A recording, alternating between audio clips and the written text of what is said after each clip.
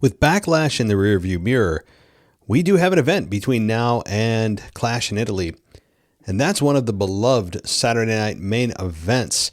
And that is coming to you on May 23rd. So that's the week before Clash in Italy.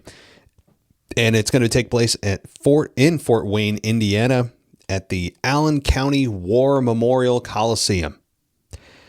So if you're in attendance, let me know. I'd love to hear about your experience. But this is an event that, again, I don't think these Saturday night main events are needed. They have been barely promoted on air.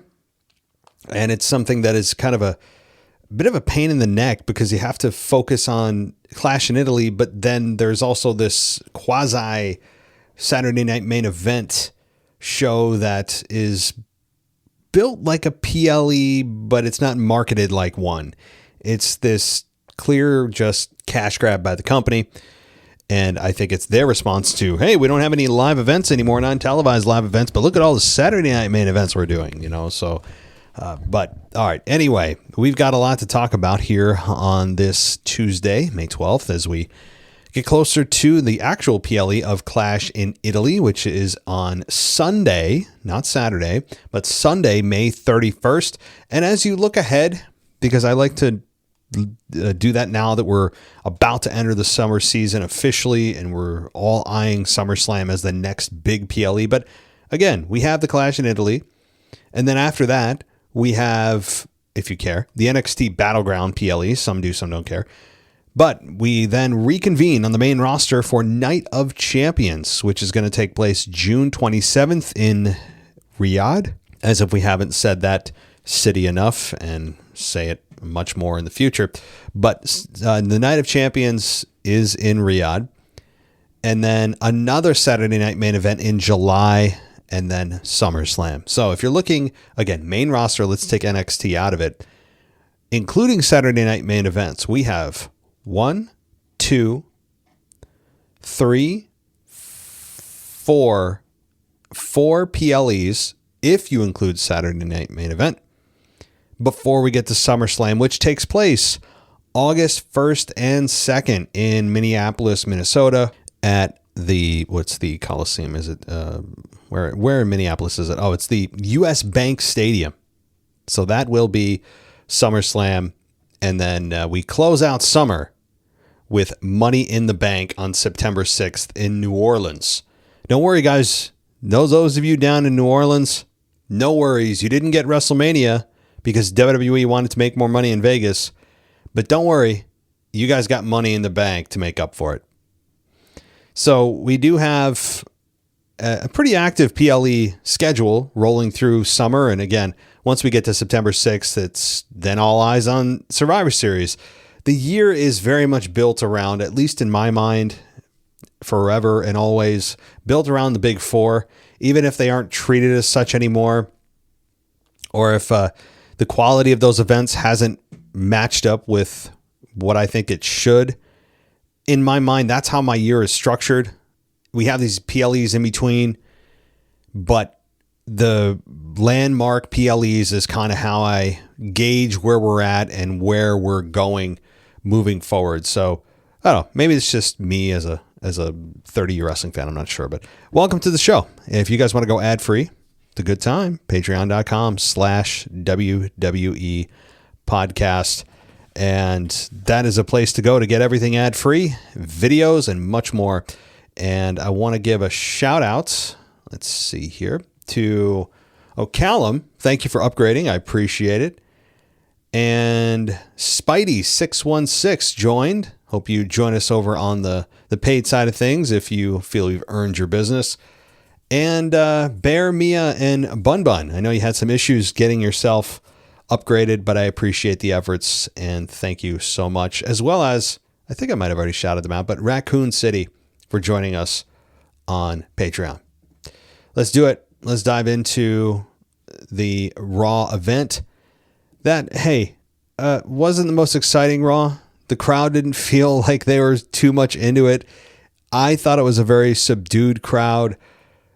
At times, fair enough that they did act that way. I think that what was in front of them wasn't always the most exciting thing.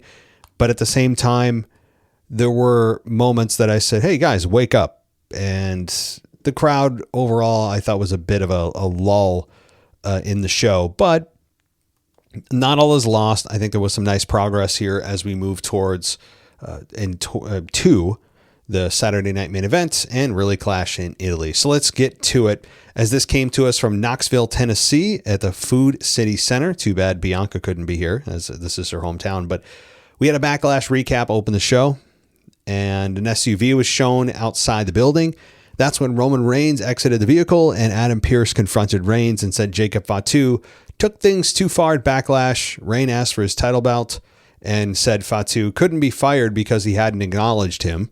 And Reigns said that he cleared Fatu and he'd be the one to take him out. It's weird that Roman Reigns is wielding this kind of power on air. First of all, it makes no sense that Roman should have any say in who's hired and fired, especially as a babyface.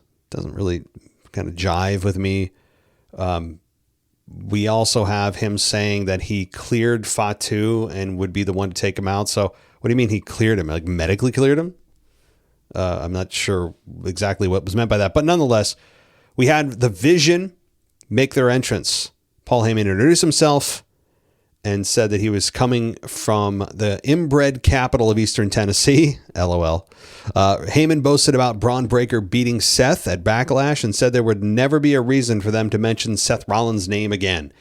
And he turned the focus to the tag champs and handed the mic to Theory to air, quote, your many grievances. Yes, Austin Theory spoke. And he said that, complained about the Street Profits and said Montez and Angelo Dawkins need the tag titles because Bianca can't pay the bills anymore. That was actually a good line.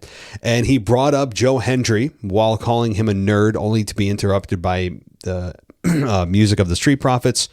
And once in the ring, Ford said that Theory was right that Belair couldn't pay the bills. He said that since Belair is busy with the baby, somebody had to come to Raw to whip their asses all over Tennessee. And Ford said they came back to WWE to win tag team gold. And Logan Paul said the only thing Ford has done in the last 6 months is organize a baby shower, which, I mean, it's kind of true. Hendry then popped up at ringside and sang his Can We Fire Logan Paul song.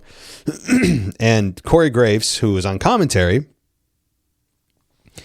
then changed the lyrics to We Admire Logan Paul, and the crowd sang Hendry's lyrics. So, I'm kind of disappointed. Well, let me say the good stuff first. Good that both Theory and Logan Paul get the mic. They need to be reintroduced to the crowd. They really do. I think they need a bit of a jolt. I understand they're with Paul Heyman. Braun Breaker is the head and shoulders star above both Logan Paul and Austin Theory right now, and has been for some time. But it's nice to get a bit of the spotlight put on both Logan and Austin Theory, who need it. Let's be honest. They need it. So that was good. Having the Street Profits, while I don't think they should be a tag team and shouldn't have been a tag team for the last 5 years, they have long worn out their welcome as a tag team. They do have good chemistry. They just feel like an act that has not evolved at all in 6 years. Like, at all. Beyond the weight gain and loss of Montez Ford, that's been the most interesting thing that has happened to the team.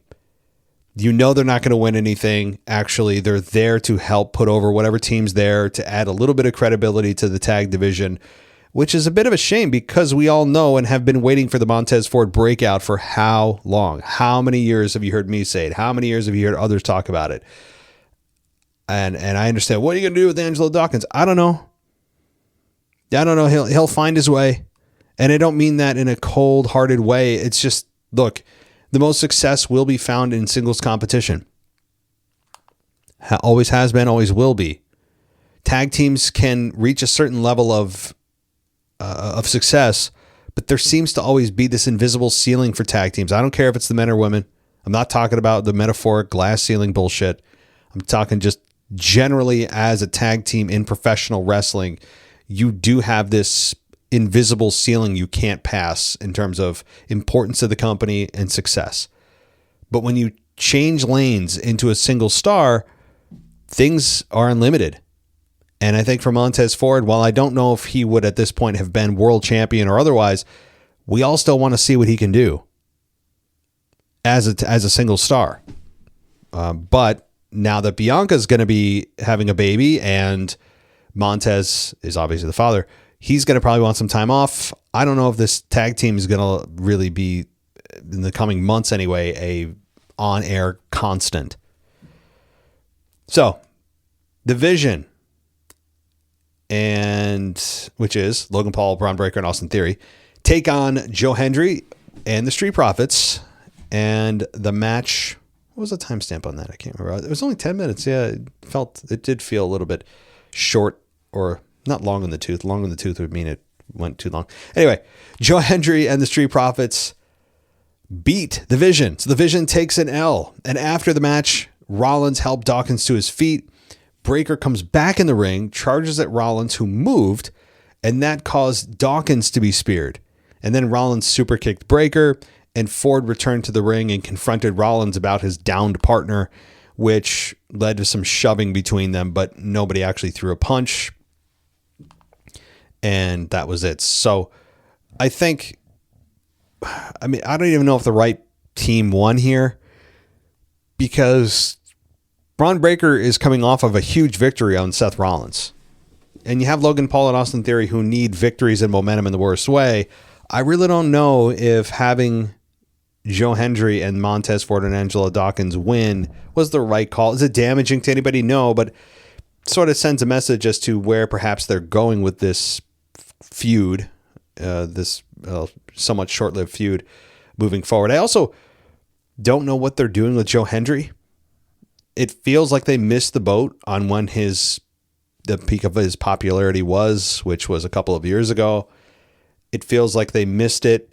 They didn't strike while he was hot, and he feels like he's getting a reaction, but I don't think he is as far ahead as he could have been had they debuted him or kept him even on the roster remember when he was Randy Orton's surprise opponent at WrestleMania last year, right? I think it was last WrestleMania 41.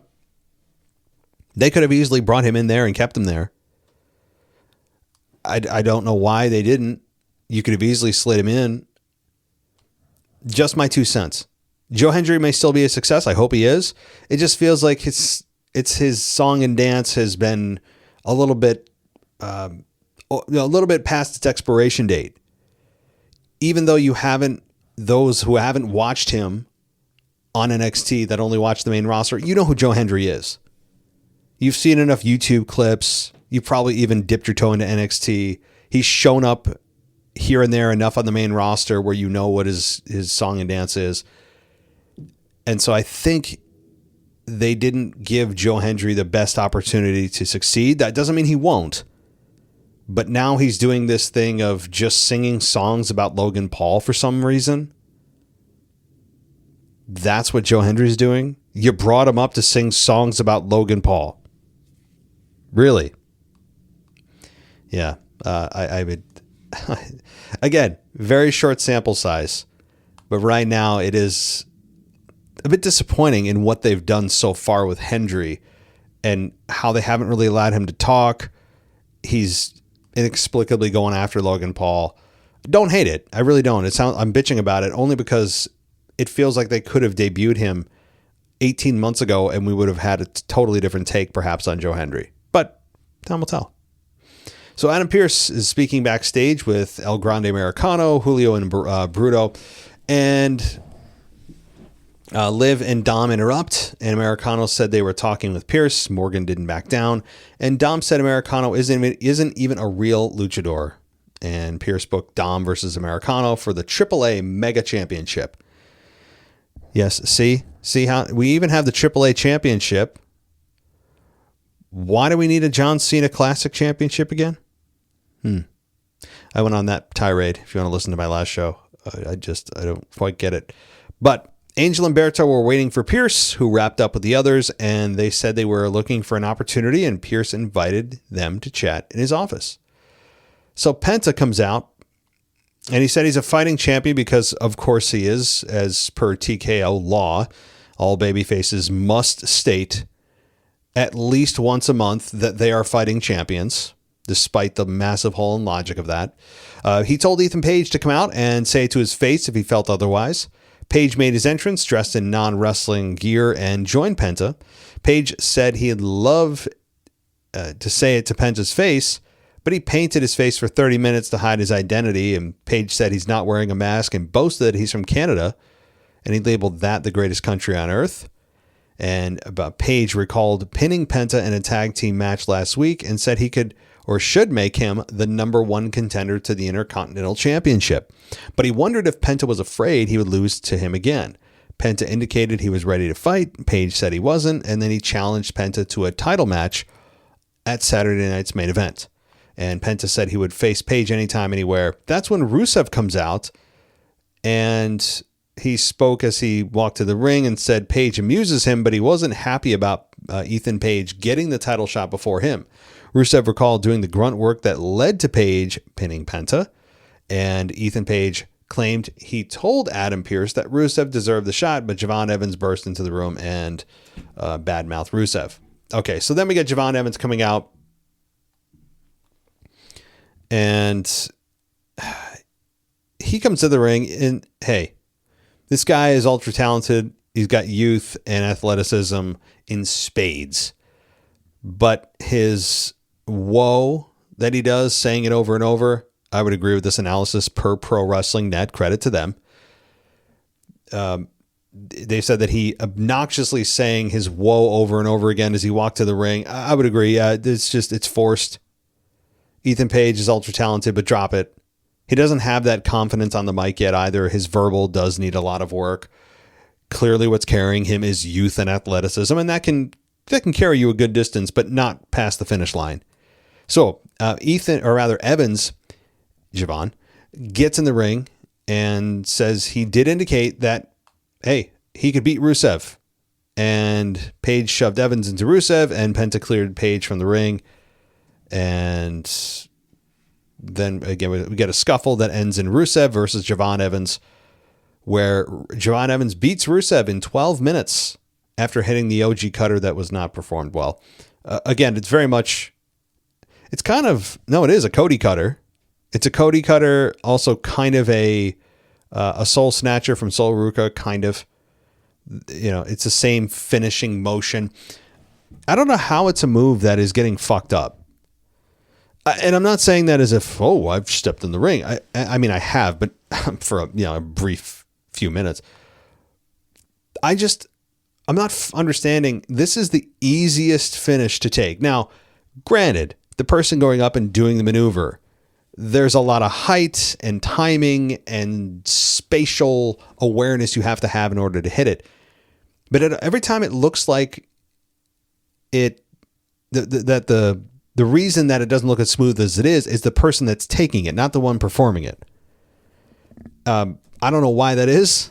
Lately, the Cody cutter, although Cody does seem to have a better handle on it, especially though this move here, the OG cutter with all the athleticism that Evans has, or rather, Javon Evans, and he's done this a couple of times where it's like, what the heck? How is this not looking as good as it should? Because it's a nice finish. It's a nice finish. I don't have any disagreement with it. It's also a finish you can hit on anyone. All they have to do is take a flat front bump. That's it. Easy enough. So the live crowd, this is according to Pro Wrestling Net, they said, quote, "The live crowd didn't respond to Javon Evans' annoying whoa before the match, but he won them over with his ring work." Yeah, that's where Javon Evans lives right now. His comfort zone, his growth zone is with the in-ring work. That's how he will bring people in for the time being. But as I just aforementioned, you cannot live there forever and expect to grow. He has to get better on the mic. He has to get a better handle on his quote-unquote gimmick, his character, his personality. I don't care how you want to describe it. He needs to just get better with his character on air, period. And I think the whoa thing, it was just not good. But Javon Evans wins in 12 minutes. Okay. Moving on. Io Sky was shown backstage. She encountered Asuka. They looked tense and smiled and hugged. And Asuka said she'd been looking for someone to take over her position. Asuka said Sky finally became that person. And she said she's so happy it was Sky. And Asuka told her that she is proud of her and said that even though they fight, they will always be family. Sky said goodbye to Asuka and they hugged again. Asuka wheeled her suitcase out of the building. And Cole said they would tell viewers what they know about the Asuka situation later in the show. And Cole hyped Io Sky versus Sol Ruca for later in the show. Okay, so we'll talk about the Asuka thing in a minute, as Cole did, and I'll give you my thoughts on it. But continuing, Brie Bella, yes, good old Bellas, still hanging on to relevance, comes out, and Paige also comes out, and Brie and Paige were in the ring, and Brie said they were ready for a fight, and Paige asked about the Judgment Day. Brie said they called out the champs, and they should come out and let them know what they have to say. Roxanne and Raquel Rodriguez come out, and Rodriguez welcomed the champions to, quote, our show, and Perez said she used to love watching Brie and Paige on TV back when they were still young and relevant, and Paige asked Brie if she remembered meeting her. She recalled Brie saying she would carry on the Bella legacy someday. Perez took issue with Brie setting the bar so low. Okay, I don't want to go through every little thing here, but continuing, we had the Judgment Day trio roughed up, and the champions stood tall. That's kind of it. As expected, we got a little scuffle, but the big moment here was Liv Morgan showing up and putting Paige down with a code breaker. So Liv Morgan and Paige, that seems to be where they're going, perhaps, and maybe a little bit sooner than later. Despite the fact that Paige is the tag team champion, I think that won't last long, and you'll get Paige and Liv Morgan pretty dang soon. I think that's where they're again. It could be as far as SummerSlam, but I don't think they have the patience for that. It could be Clash in Italy. All right, Roman Reigns spoke with Jimmy inside the dressing room, and it ended, basically the whole thing is like Reigns is trying to get Fatu to acknowledge him. That's like the whole thing. Family respect, and he said basically Fatu has to acknowledge him. Like that's it. That's like literally it. I mean, Roman is still obsessed with getting people to acknowledge him. I don't know why. That's not what babyfaces do. But okay. So we had then Io Sky versus Sol Ruca. And the match went 12 and a half minutes with Io beating Sol Ruca. And the finish was Ruca going for her soul snatch finish. And Sky avoided it and hooked her into a crucifix pin for the 3 count. After the match, Sky pointed at herself and then applauded Ruca. And Sky helped Ruca to her feet and pointed at her. So, no harm, no foul. This was just a feel-good match. I understand Sol Ruca lost. So what?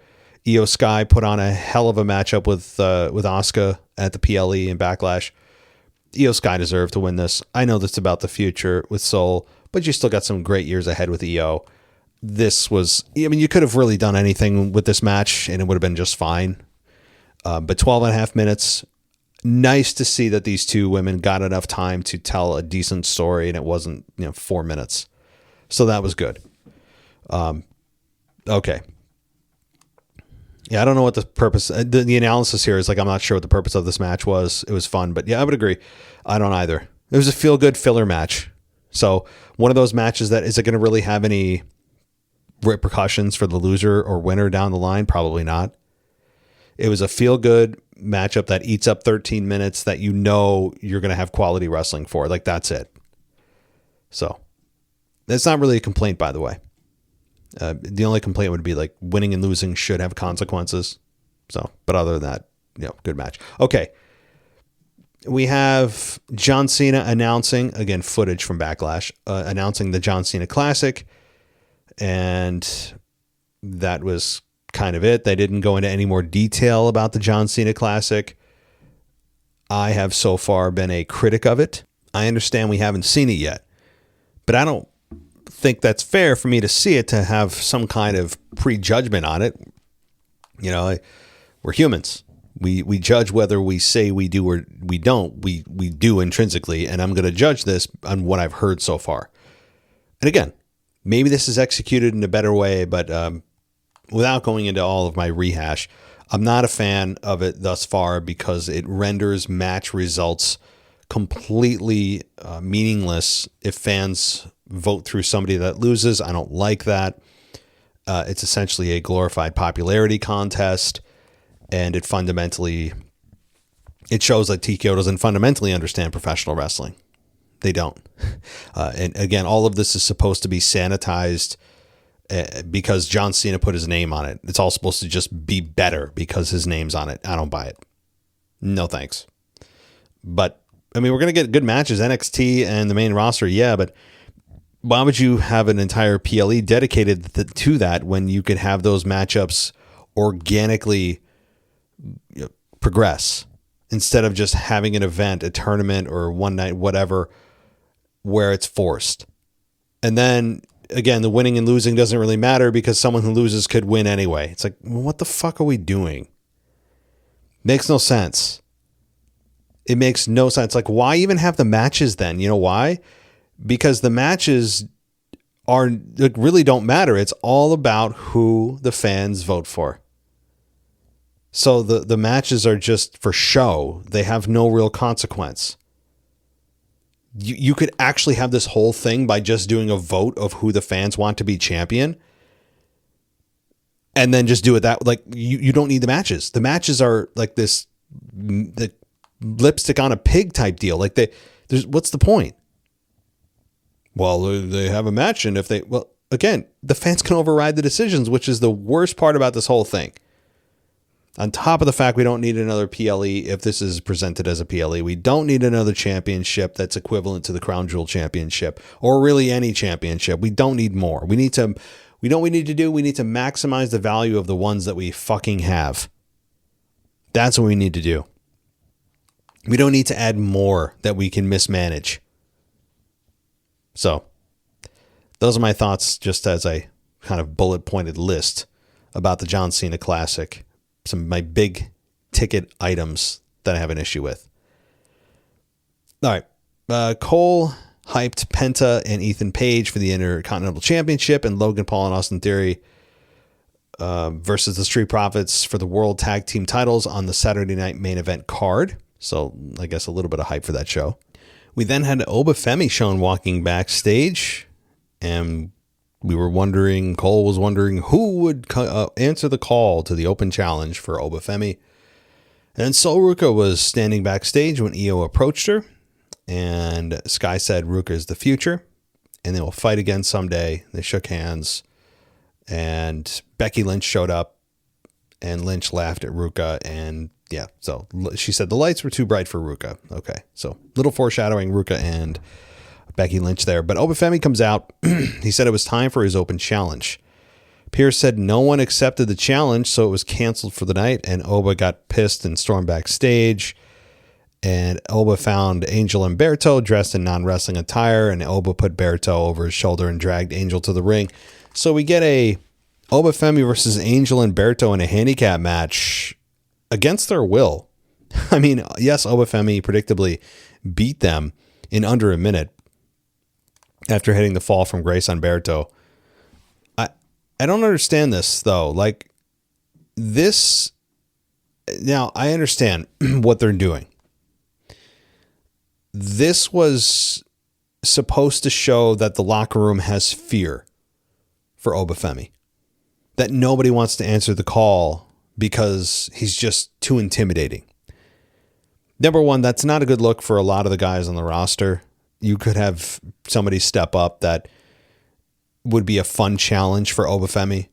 It's not a good look that it essentially brands the entire locker room cowards from Oba Femi. Not good, especially for baby faces. But even more than that, how did we get this match to even happen? How was it actually considered a match? Angel and Berto never actually agreed to this match. This was not a mutually consented match. That was weird. All of a sudden, the ref's ringing the bell, and it's like, wait a minute. How is this an official matchup? This shouldn't be on the record. They didn't agree to it. There's nothing happening here. And so it was weird. I didn't enjoy this particularly. We shouldn't have Obafemi going to the back to pull out random people to beat up. Not a babyface thing to do. And it also, again, brands a lot of the locker room as cowards. I get the message they're going for that. Oh my God, Obafemi's so scary. He makes me wet my pants. I can't answer the call. I get it, but you're doing more damage than good by sending that message. So, okay. The analysis though from Pro Wrestling Dad says this is just like the time that no team had the balls to face my glorious beer league softball team.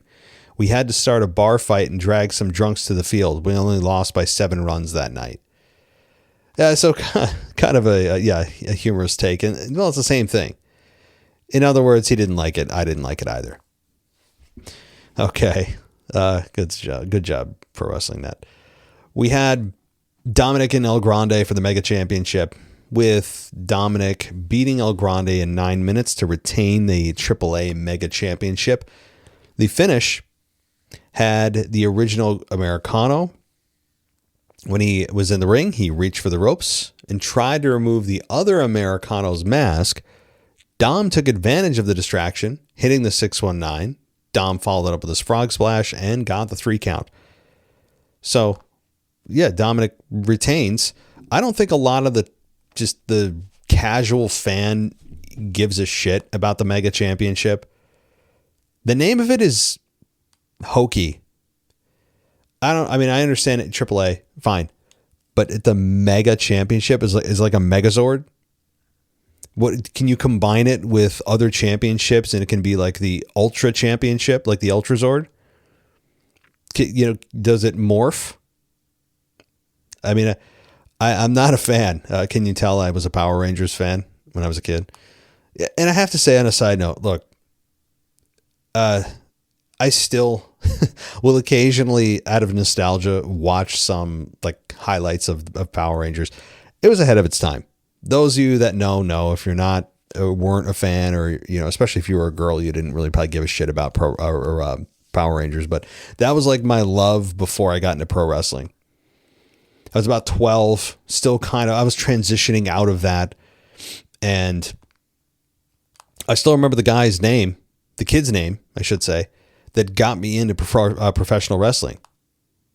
Maybe you have a person that did that for you. It could have been a relative, could have been in the immediate family, brother, sister, dad, mom, even maybe. But for me, and maybe I highly doubt it, but there was a kid I went to school with when I was I don't know how old. I know how old I was, but I'm trying to think what grade I was in. 5th, 6th grade. I was 12 years old when I was introduced to professional wrestling. So shout out to Derek Adams, who was the kid that actually got me into pro wrestling back in 1997, right when Austin was on the ascent. He was just transitioning into the massive baby face. We had just seen Shawn Michaels and Bret Hart, and of course Shawn Michaels Undertaker, and Bret Hart and Steve Austin at WrestleMania 13. And I mean, it's just, what a great time. I could not have timed my life better to be a professional wrestling fan than start in 97. It was just great. But he got me into it. Originally my parents were like, well, what is this shit? And it's just, hey, that's my story. Nobody cares. Everyone's got their own, but that's mine. Okay, moving on. My point about the Mega Championship is no one gives a shit on the main roster. They just don't care.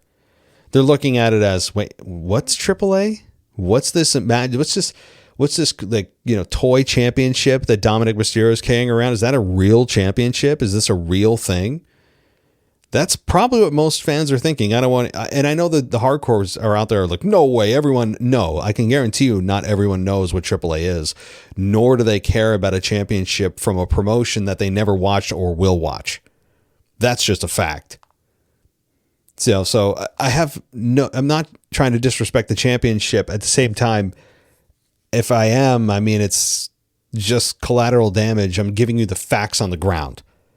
The facts are this championship for most WWE fans, main roster fans, they're brushing it off and disregarding it. They're going, what? I mean, look, if you're a AAA fan or, you're into lucha wrestling, great. This probably means a lot to you. For most, like, including myself, I'm like, what is this? Look, we don't need another championship. I understand that they merged AAA. Fine. Business decision wise, I get why they're doing it, but I'm giving you the reality. And when I see this championship, I go, can we bring a real belt in here, please? Can we bring a championship here that Dom can actually chase instead of bringing a outside promotion belt that most fans look at and just kind of totally, it doesn't exist to them because they never followed it and it has no value to most WWE fans. So I like Dom, and I just wish he would chase a championship that he can actually do something with right now. Intercontinental Championship, I know he had a little run with, but how about the world title? What about Dominic as world champion? I hope we get that in 2026. I really do. I hope we at some point get a Dominic Mysterio world title run. Okay, next week we had some matches announced in Greensboro. Paige and Brie Bella versus Raquel and Roxanne for the women's tag titles. And Femi's challenge that I'm guessing will also be a non-challenge. And we get, that's it. Okay. I thought there was something else. There's not. So we have two things. Sorry. Two things next week. The Femi challenge and the women's tag team title match. Okay. Moving on. Roman Reigns comes out and we get the acknowledgement ceremony. And Reigns told the Knoxville fans to acknowledge him. And Jay said Fatu would cause a bunch of problems for himself and his family if he went to the ring. And Jay stopped Fatu at the gorilla position. And Jay pleaded with Fatu to listen to him. Fatu headbutt Jay and left him lying. And Fatu said hell no to acknowledging Reigns. He said Reigns would have to beat the acknowledgement out of him, and Fatu made his entrance and left Jimmy laying in the entrance aisle. And then Fatu stood on the ring apron, glared at Reigns while the fans chanted OTC. So Jacob gets in the ring, and Reigns threw a few punches at Fatu, who quickly bounced back and cleared Reigns to the ring with a clothesline. And then Fatu went for a suicide dive, but Reigns hit him with a Superman punch. Eventually, Reigns gets blasted through the table and that gets the Tongan death grip applied to him. And yeah, that's pretty much the gist of it here. I mean, there's some back and forth, more Tongan death grips. He had the crazy look in his eyes, the gyrating head. Not a lot to say. He's Mr. All Gas and No Brakes. If you didn't know that, he's all gas and no brakes. But he doesn't have any brakes, and he does have gas. So he's heavy on the gas and light on the brakes. But I just want to make sure you know that he's just 100% gas. I think 0% brakes. So just want to make sure that everyone's clear on that.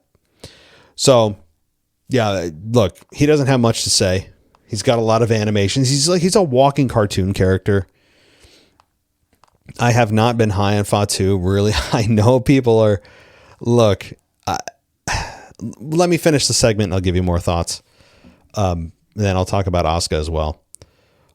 We had, let's see here.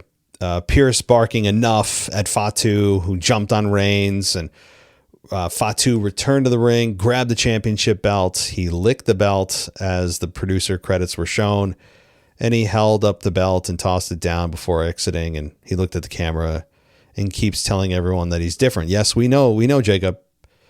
We know you're different because you're all gasoline and no brakes. We got that. And that was it. So the fans, this is weird, man. Like, despite what I think, putting that aside, fans seem to be really behind him prior to this. Prior to the Roman Reigns rivalry, they seem to be behind him in the way that was like, hey, this is going to be a fun little journey. He's our guy right now. Like we got something. And then they put him against an even more popular babyface, and when you test the fans' loyalty, they're always going to go with the veteran. Always. When the fans are forced to choose between a babyface that's up and coming and a babyface that is still very, very popular, they're going to side with the veteran out of respect, whether they realize that's the reason or not. They're going to, especially when Fatu has not really been a proven commodity yet on the microphone as a personality. He hasn't. He doesn't have very much depth. He's as shallow as it gets as a character. He is physical in the ring. He does have a decent look. He's not, to me, the face of a company.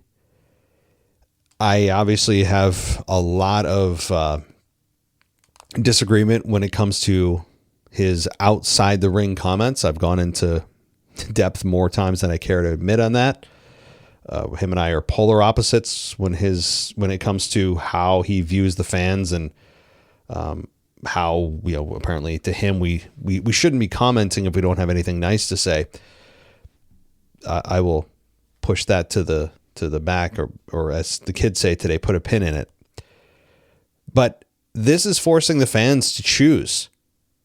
And the fans are reacting in the way that you would expect them to. They're mostly booing Fatu on this. He's the sore loser. He lost to Roman and then attacked Roman. And he attacks Roman again here. And he did straight up beat him down. I mean, there wasn't anybody trying to help him. In fact, Fatu beat up both Usos and Roman. And they're supposed to make Fatu, or at least they're attempting to make Fatu look unbeatable. He's a unstoppable force. Maybe if he let up on the gas and applied a little more brakes, that wouldn't be the case. But all right, I'll stop at that. But I just don't see the appeal of Fatu right now. The fans are going, hey, we had some momentum here. He was our guy, and then you put him with Reigns, and we're like, well, wait a sec. I'm not following what the logic is here. Yeah, it's to help build a new star, but you don't cut off the momentum of an organic push from fans, because let's be honest, this is the fans who selected Fatu to be the next breakout from the MFTs, and he was. And the whole solo thing, and the fans were behind him. He had a great, he had a much different look. He had that kind of that breakout feel, and he had this breakout, and the momentum built, and you're ready for him to take it to the next step. But that next step isn't Roman Reigns. The next step is not Roman Reigns. It's the United States Intercontinental title picture. I understand he's family, but you build to that. You don't cut the momentum off at the knees and then tell the fans, well, guess what? Well, you're going to just cheer who you cheer and boo who you boo. No. Why would you do this to a guy? And I'm not defending Fatu. You know how I feel about him, but just in principle, you shouldn't be doing this to a guy that has been organically selected by the fans. That's what it feels like they've done. And now the momentum for Fatu has slowed, despite the fact that he's working with Roman. I don't know how the fans are going to feel with him coming out of this. We all know, again, he's not winning. I don't care how many times they put him against Roman. He's not winning the goddamn belt.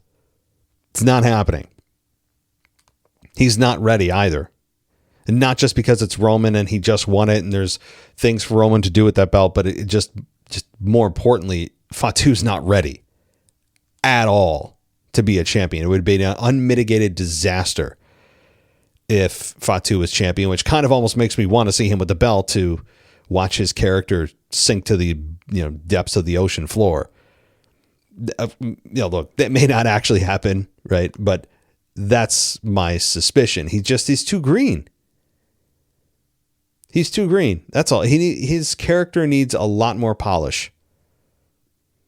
He needs to really work on the mic, make himself coherent, stop relying on his catchphrase too much. But he's got his characteristics and his mannerisms and his cartoon head shakes and his intensity. A little bit of the Bray Wyatt Fiend character thrown in there with his no selling of everything, which I think will backfire eventually. But I see the potential. They just position him very strangely right now. And maybe because they don't have anyone else for Roman, but this is just, I don't think good for Fatu's momentum. Okay. One more thing, and that's Asuka. And I will say this about Asuka. She has apparently some personal things to attend to in Japan. So for now, I think she is done with WWE.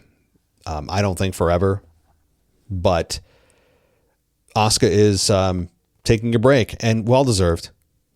Well-deserved. I mean, Asuka has been just a pillar of the women's division, really an unsung hero of the women's division for so long. At times, her character has been much better than others, absolutely. But she's a reliable, great match every time. Ultra talented in the ring. Really started to find her footing here with Kairi.